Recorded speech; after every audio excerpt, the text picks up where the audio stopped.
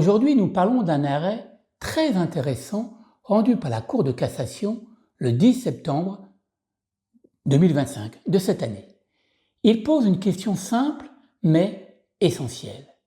Un employeur peut-il sanctionner un salarié pour un acte commis en dehors du travail?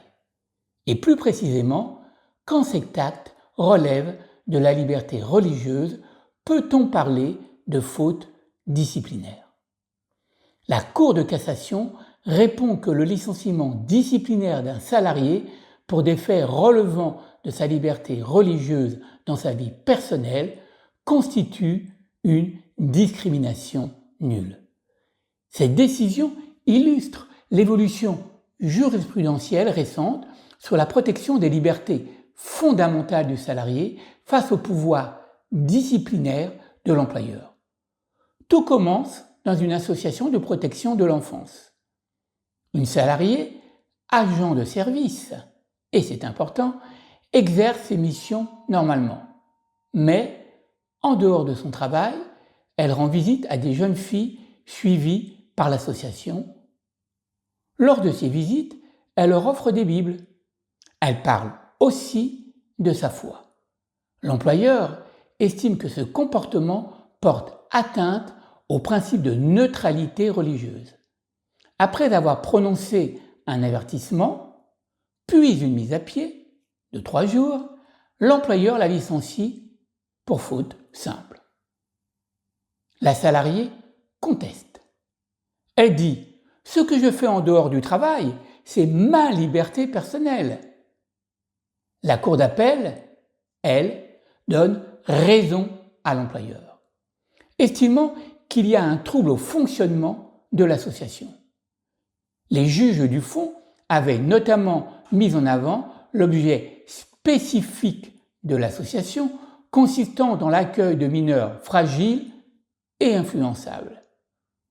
Ils avaient également relevé que le règlement intérieur imposait aux salariés des obligations de neutralité et de réserve particulièrement strictes.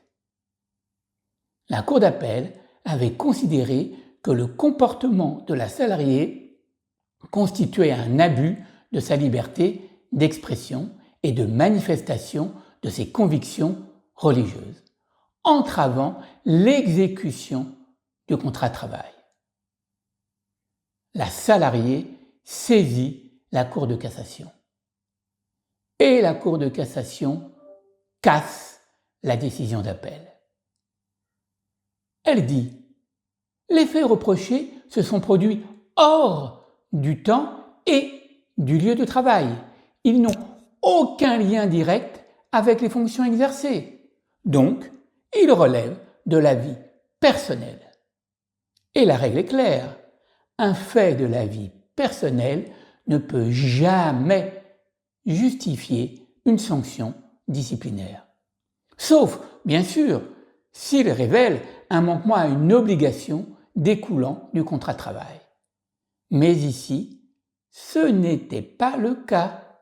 La Cour conclut donc que le licenciement est nul, car il repose sur un motif discriminatoire lié à la religion de la salariée. Cette décision s'inscrit dans une évolution jurisprudentielle qui tend à abandonner la notion extensive de rattachement à la vie professionnelle. La Haute Cour privilégie désormais l'analyse stricte du manquement aux obligations contractuelles plutôt que le rattachement général à la sphère professionnelle. L'évolution témoigne d'une volonté de circonscrire plus précisément le pouvoir disciplinaire de l'employeur. Mais attention, si le salarié avait agi pendant ses heures de travail ou dans le cadre de sa mission, la réponse aurait sans doute été différente. Cet arrêt ne supprime donc pas le pouvoir de l'employeur. Il lui rappelle simplement ceci. Le pouvoir disciplinaire s'arrête là où commence la vie privée. Retenons donc 3 éléments. Premièrement, la vie personnelle du salarié est hors du champ disciplinaire, sauf au lien avec le contrat de travail. Deuxièmement, la liberté religieuse est une liberté fondamentale protégée par la loi.